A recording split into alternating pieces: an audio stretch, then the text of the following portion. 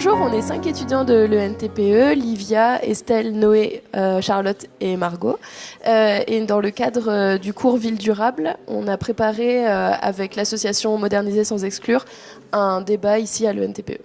Donc pour ce débat, on voulait réunir des jeunes de Vaux-en-Velin, donc des étudiants de l'ENTPE, mais aussi d'autres jeunes de d'autres horizons de la ville.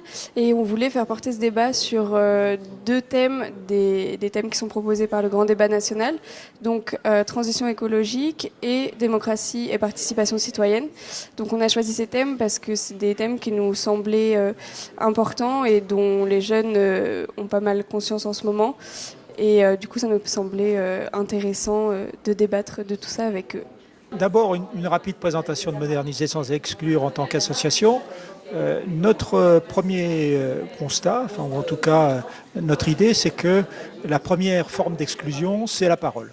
On a ensuite constaté que parler, s'exprimer, s'écouter aussi, ça ne va pas de soi. Et on a mis en place et on développe une démarche qui s'appuie sur l'écoute active et qui également filme la parole et permet ainsi de valider et de diffuser ce qui a été dit par les différentes personnes.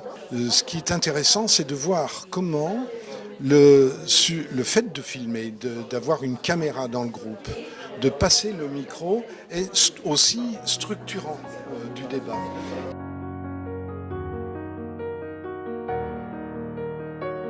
Donc vraiment tout ce que ça vous évoque, tout ce qui vous passe par la tête, n'ayez pas peur même de vous dire que c'est des bêtises ou même si c'est juste des mots, des phrases ou enfin n'importe quoi. Et notez-le de manière assez lisible et après on va vous demander, une fois que vous aurez noté tout ça, de vous déplacer dans la salle. Donc chacun va bouger un petit peu dans l'espace qu'on a là et se balader avec son papier et juste montrer le papier comme ça et s'arrêter devant les idées qui lui plaisent. Pas forcément devant la personne mais où les idées qui lui plaisent pas pour ensuite en débattre. Ça vous va? C'est clair?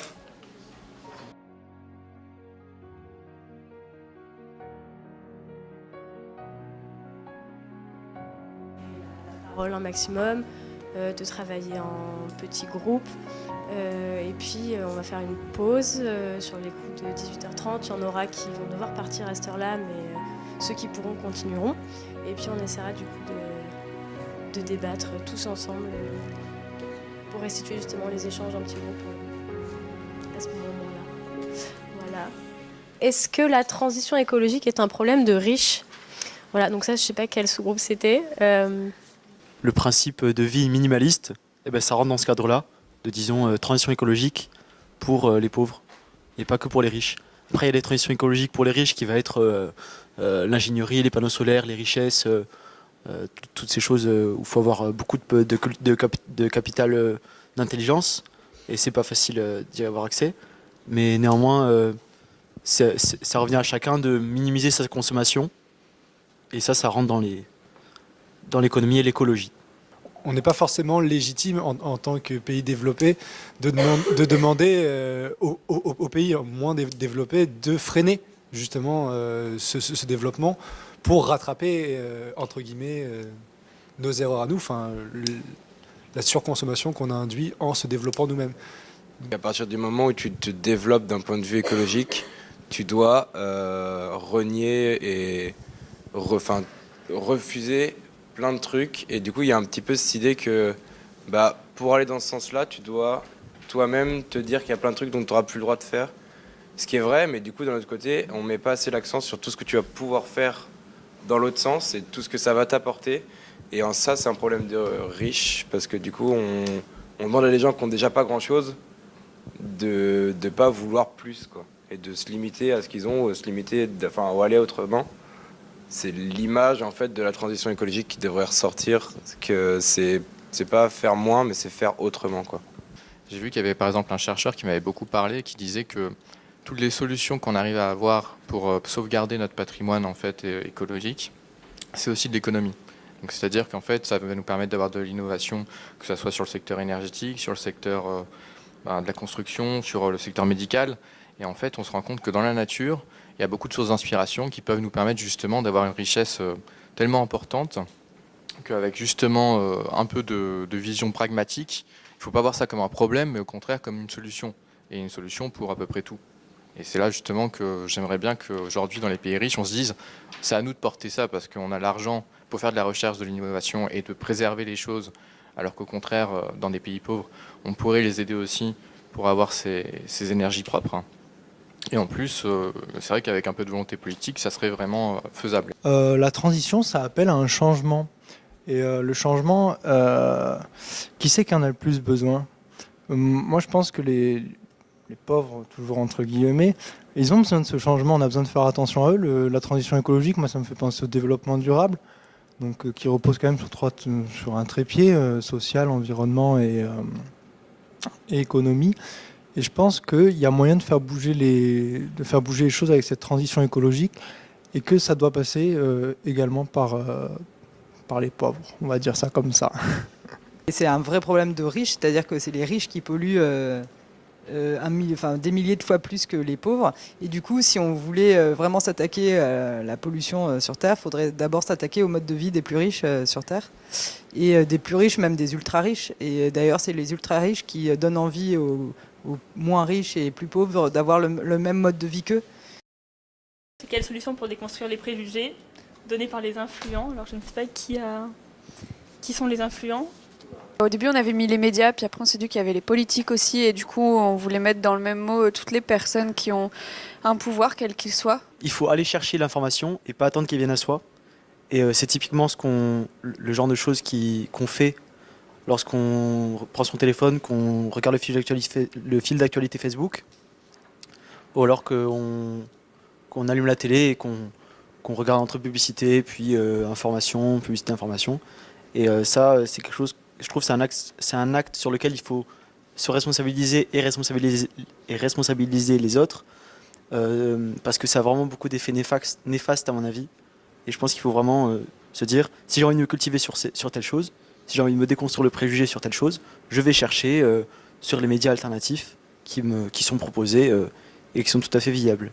C'est toi au final qui reste dans ces limites que peut-être que quelqu'un d'autre a définies pour toi, mais c'est toi qui peux décider de les bouger. J'ai l'impression que tu es en train de me dire que les médias alternatifs, ce ne sont pas des influents, que grossièrement, il y a la pensée unique globalement et qu'il y aurait des pensées alternatives qui, elles, seraient légitimes parce qu'elles sont alternatives. Non, le truc, c'est qu'en fait, il faut se passer des influents. Il faut apprendre l'esprit critique et il faut développer l'esprit critique. En fait, il faut fuir l'information, c'est ça que je voulais dire. Toi, tu as parlé d'information. L'information, ça va être des données qui des fois, en plus, ont des connotations, on va dire, ce qu'il faut, c'est arriver à essayer d'extraire du savoir. Il y a beaucoup de gens qui se concentrent que sur l'information. Il faut arriver à apprendre à extraire le savoir. Je pense notamment à la tendance qu'on a à confirmer les informations qui nous viennent, à ne retenir en tout cas que les articles qui vont dans le petit point de vue qu'on a, qui est parfois très faible sur une question, mais on n'a sans doute pas assez cette tendance à confronter notre opinion à des articles qui ne partagent pas notre point de vue. On se contente de lire ce qui nous conforte. Je pense que c'est un problème, encore une fois, d'éducation qui doit se régler plus jeune, en tout cas. Le fait d'aller vers les autres, de dialoguer, et aussi de confronter ses opinions, même si ce n'est pas par rapport à un article, c'est aussi par la parole de certaines personnes engagées qu'on peut déconstruire certains préjugés. Il reste encore des cultures qui n'ont pas été détruites, c'est certains mondes qui ne sont pas encore partis ou annexes du monde occidental. Et quelque part, ces cultures-là, elles ont peut-être aussi des choses à nous apprendre. Grossièrement, je pense que si on avait un système politique en fait, qui était axé sur la création de compromis, pas forcément entre les politiques, mais plutôt à l'échelle de la société civile, entre les différents groupes d'influence, du coup, on arrêterait d'avoir... Aujourd'hui, les médias, ils fonctionnent par... c'est de la télé-réalité, c'est-à-dire qu'on te dit la dernière petite phrase de tel homme politique. Les médias aujourd'hui sont influencés par le système politique dans lequel on est, et un autre système politique aurait un impact important sur la manière dont on réfléchit. Aujourd'hui, les lobbies sont déjà au pouvoir, mais certains lobbies. À côté de ça, en France, on a 3 chambres. On a le Sénat, l'Assemblée nationale, et une dont on n'entend jamais parler, qui est le CESE, qui est donc Comité économique, social et écologique, qui est très intéressant parce qu'en fait, il ne rassemble aucun politicien. Il rassemble uniquement de ce qu'on appelle la société civile. Et à mon avis, ça, c'est un système politique beaucoup plus performant et beaucoup plus intéressant Est-ce qu'il y a quelqu'un qui aurait une idée, sans rentrer dans des institutions aussi complexes que celles qu'on vient d'évoquer, mais simplement à l'échelle du citoyen, comment par exemple le reconcerner ou lui donner du poids, même face aux institutions justement? En ce moment, on voit très bien que les réseaux sociaux ont énormément de pouvoir là-dessus, car c'est à peu près le seul outil qu'utilise la majeure des personnes. En tout cas, c'est un outil qu'on utilise constamment. Par contre, on peut y trouver la zone commentaire à l'intérieur, qui souvent qui peut parfois être même plus intéressante que l'article en lui-même. Mais j'ai l'impression que ça a fait disparaître le forum qu'il y avait à l'origine sur Internet. Et en revanche, on voit que dans la rue, le forum peut encore exister, comme on le voit pour les Nuits debout, comme on le voit ces dernières semaines aussi, mais il n'arrive que en cas de problème à résoudre. Mais peut-être qu'il existerait des moyens pour réutiliser cet ancien forum numérique et le réintroduire dans les quartiers pour que ce soit les gens qui habitent dans ces lieux-là qui puissent répondre à des questions qui les concernent. Avant même de créer de nouveaux réseaux, de nouveaux moyens de communication, peut-être commencer déjà par investir les réseaux communément utilisés par les plus jeunes pour communiquer et leur permettre de s'informer sur les échelons les plus basiques finalement, que sont nos élections législatives, entre autres. Après, comme on disait dans notre groupe tout à l'heure, ça vient aussi avec par rapport à l'éducation. Comme on a l'éducation civique à l'école, qui commence à collège, je crois, 4e, quelque chose comme ça. Après, je pense qu'on devrait la commencer un peu plus tôt et réformer tout ça, en fait, parce que on nous donne l'impression, et ça depuis qu'on est petit, d'être passif, de voir cela, de voir ça, et de rester en fait et de subir, et pas de s'activer, pas de nous dire, même si on est beaucoup, on peut avoir un poids ou on peut faire quelque chose. En fait, on nous donne juste l'impression, il s'est passé ci, il s'est passé ça. Toi, dans ton truc, tu dois juste voter pour ça, pour ça. En fait, on a l'impression qu'on n'a pas de poids, que même si nous on parle, il n'y a personne qui va nous écouter. Donc nous, on était pour la réforme de l'éducation civique et plus tôt aussi, qu'on puisse la commencer plus tôt, que ce soit en maternelle ou en primaire, parce que au moins ça nous donne, ça donne une habitude à l'enfant, qu'il garde après plus tard en tant qu'adulte, de vouloir parler, de débattre justement, aller chercher la formation et pas seulement de se contenter de ce qu'on voit ou de ce qu'on a, et vraiment chercher plus loin de ce qu'on nous donne à la télé ou de ce qu'on voit sur le téléphone. En fait, on va juste nous donner des consignes, mais sans savoir réellement pourquoi, en fait. Et donc, les personnes, elles vont se dire, bon, je dois faire ça, elles vont faire quelques temps, après, ça va passer et personne ne va vraiment y penser, quoi. Ce qui serait intéressant aussi, c'est de parler du rôle des politiques, et notamment, ils sont un peu pris dans un étau. Dans le sens où ils ont d'un côté la population qui manifeste ou qui se rassemble, qui discute de sujets comme on le fait aujourd'hui, mais de l'autre côté aussi les multinationales et les grosses entreprises qui mettent une pression. Aujourd'hui, on peut se demander, est-ce que les politiques sont encore légitimes ou aptes à arbitrer ce genre de relations et ce genre même d'influence? La question, elle est beaucoup plus vaste, j'ai l'impression. C'est plutôt tout simplement, est-ce que les politiques ont tout simplement encore leur place dans la manière de gouverner au niveau mondial, local ou européen, national. Parce qu'actuellement, en fait, on est dans, de mon point de vue, un système capitaliste qui est poussé à l'extrême. On est complètement essoufflé parce qu'il n'y a plus d'alternative. Du coup, actuellement, ma vraie question, c'est plutôt, est-ce qu'aujourd'hui, on peut avoir tout simplement un système économique qui permettrait aux politiques justement de retrouver leur place? Et depuis une dizaine d'années, je m'intéresse pas mal aux revenus de base et on en a pas mal parlé lors des dernières élections. Et pour moi, ça serait une autre manière d'envisager le système économique et qui serait beaucoup plus apte à faire que beaucoup de monde participe à la vie politique, vu qu'on aurait potentiellement plus de temps pour le faire et parce que plus d'argent aussi pour le faire.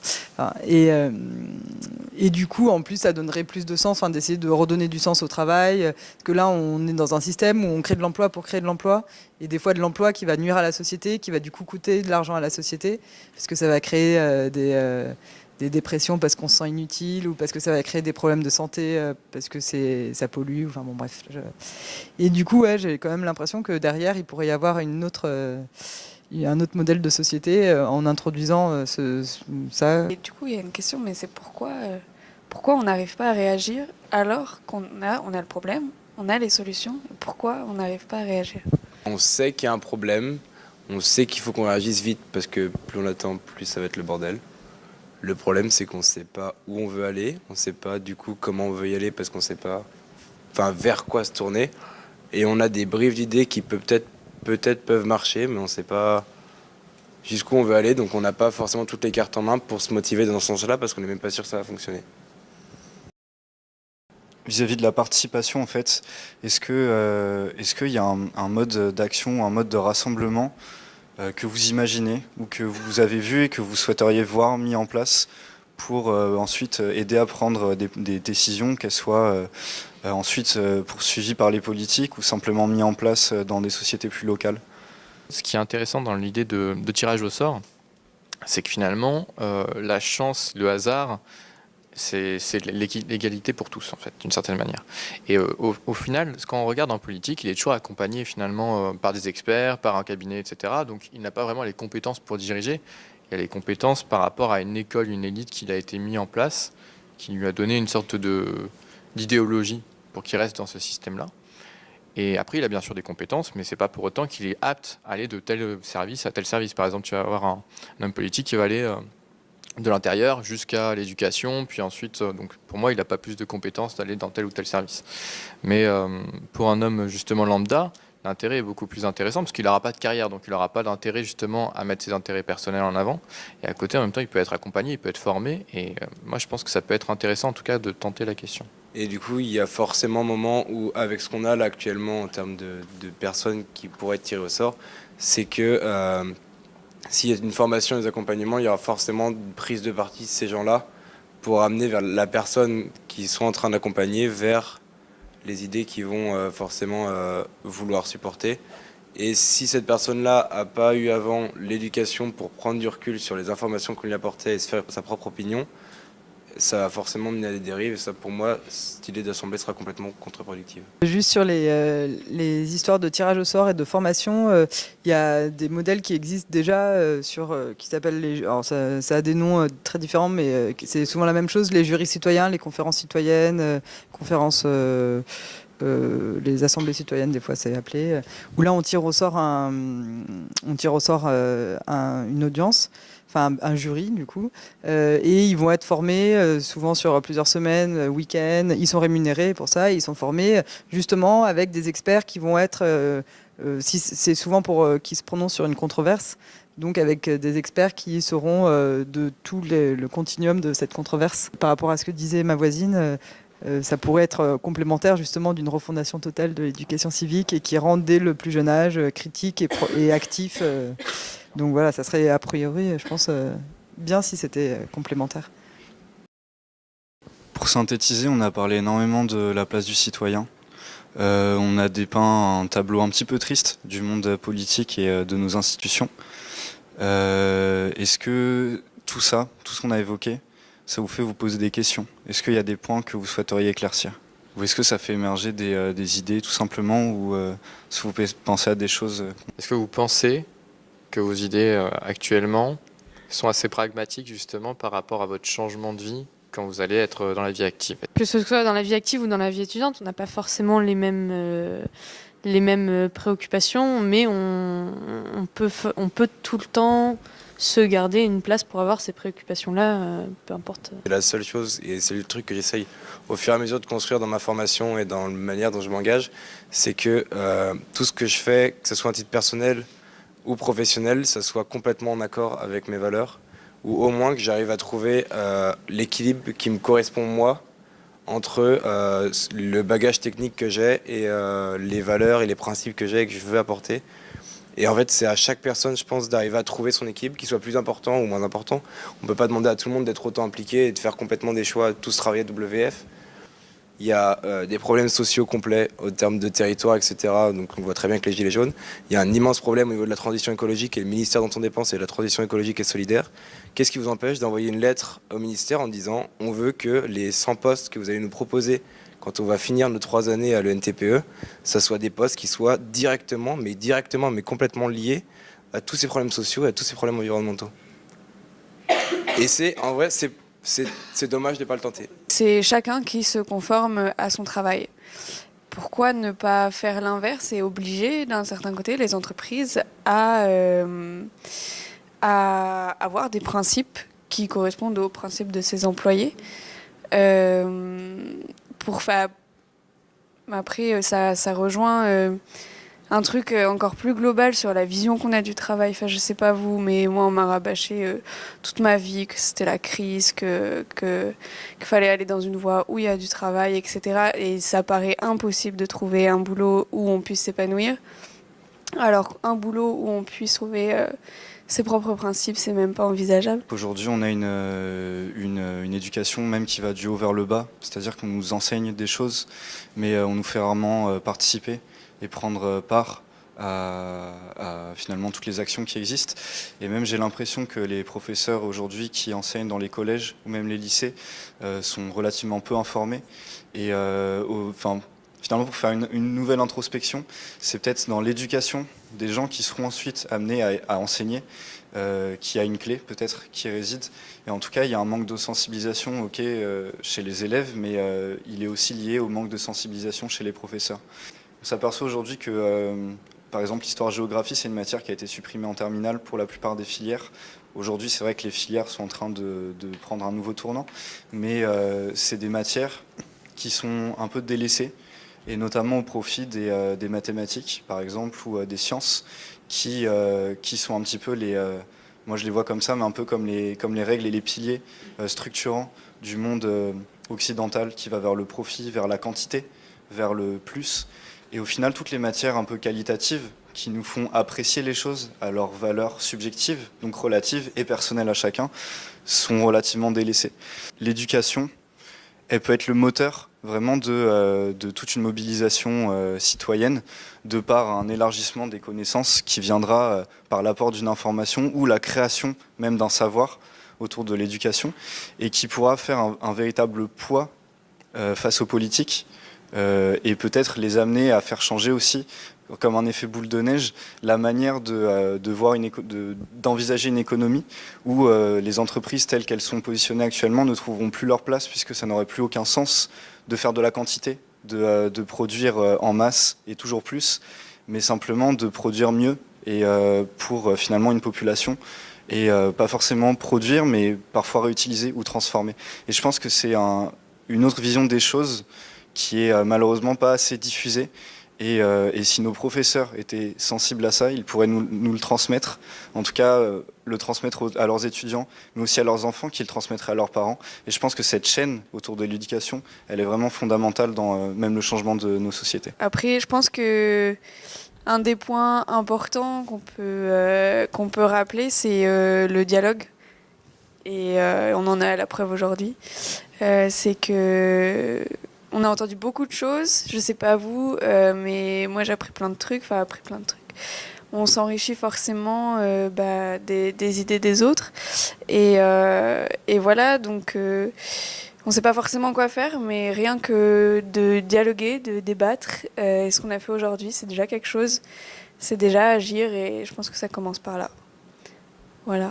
Merci d'être venu en tout cas.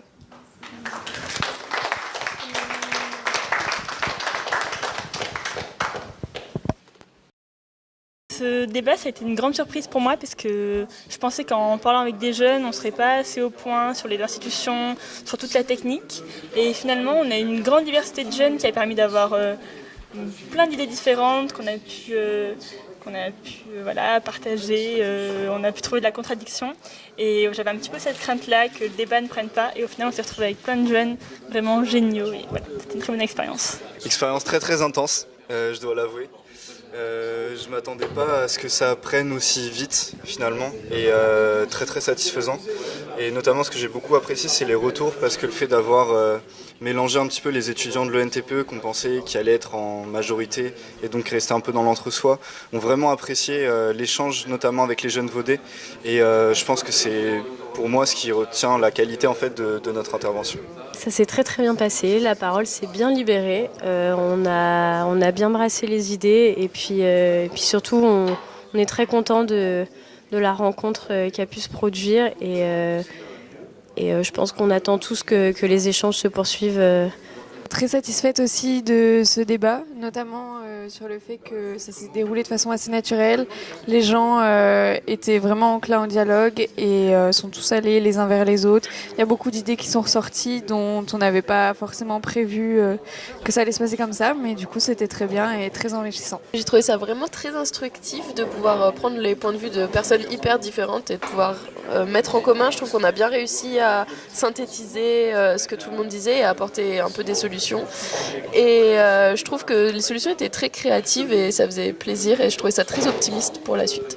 On débutait un cours avec des élèves de 2e année qui s'appelle le cours Ville durable et on a décidé du coup pour un petit groupe d'étudiants de proposer, s'il y avait des volontaires, leur dire vous ne serez pas évalués comme les autres, il y a cette opportunité d'organiser un débat avec MSE, est-ce que ça vous dit et du coup en 10 jours c'est ça s'est passé en 10 jours parce que la période du grand débat se terminait le 15 mars.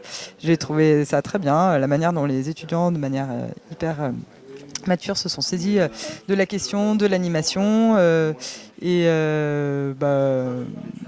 ça donne envie d'ouvrir encore plus l'école et plus largement l'université sur la société. Je trouve qu'il y a un côté assez effrayant à pouvoir, à savoir qu'on pense tous au même sujet, à avoir tous des réponses à donner et à ne pas voir forcément d'évolution qui va dans ce sens-là. Mais c'est toujours intéressant d'au moins essayer d'en parler pour voir ce qui peut peut-être un jour arriver. Il y a des idées qu'on entend beaucoup, mais en tout cas le fait de pouvoir resynthétiser ça, de se sentir pas seul quand on pense comme ça fait du bien aussi. J'ai retrouvé pas mal de choses de ma manière de penser, des aussi convictions personnelles que je peux avoir dans ces autres personnes, alors que on vient d'horizons totalement différents, je ne les connaissais pas avant cette rencontre. Dans la globalité, c'était vraiment très intéressant. Après, comme j'avais dit, vu que je suis qu'en terminale, il y a des termes très techniques et je comprenais pas vraiment tout. Mais sinon, ça m'a appris plein de choses et c'est vrai que sûrement je vais en refaire. Et des fois, on a un peu juste le temps déjà de se poser des questions de quoi on parle. Et ne serait-ce que ça, c'est déjà très intéressant puisque des fois, on se pose pas les questions de la même manière que les autres. Et rien que ça, donc ça ouvre surtout des questions plus que encore des solutions. On a vu quelques-unes qui fusent de ci de là, mais il faut arriver à les attraper, à les comprendre, c'est pas si simple. J'ai trouvé que c'était très intéressant, surtout de la manière dont ça a été organisé par petits groupes qui échangent au début et ensuite encore en petits groupes assis. Et pour le coup, ça a permis vraiment de développer certains points entre nous et également de se mélanger parce que c'est ce que je disais, même si moi ça fait 1 an et demi que je suis à l'ENTPE, je n'avais pas eu l'occasion d'échanger avec des personnes ou des lycéennes de Vaux-en-Velin et j'ai appris vraiment plein de choses à ce moment-là. J'ai trouvé ça aussi hyper intéressant, le fait que chaque petit groupe ressorte une question et qu'on partage après, parce que ça permet de réfléchir sur des points qu'on n'avait pas pensé en petit groupe avant. Et d'où l'intérêt du débat à la fin avec tout le monde. Je dirais qu'on voit bien l'importance à travers ce débat, ce petit débat, que le dialogue est super important. Personnellement, j'étais un peu réticent par une certaine timidité et franchement, je ne regrette pas du tout et je pense qu'on est sur la bonne voie, il faut continuer comme ça et personnellement, je souhaite m'investir un peu plus. Et donc pour finir, à refaire.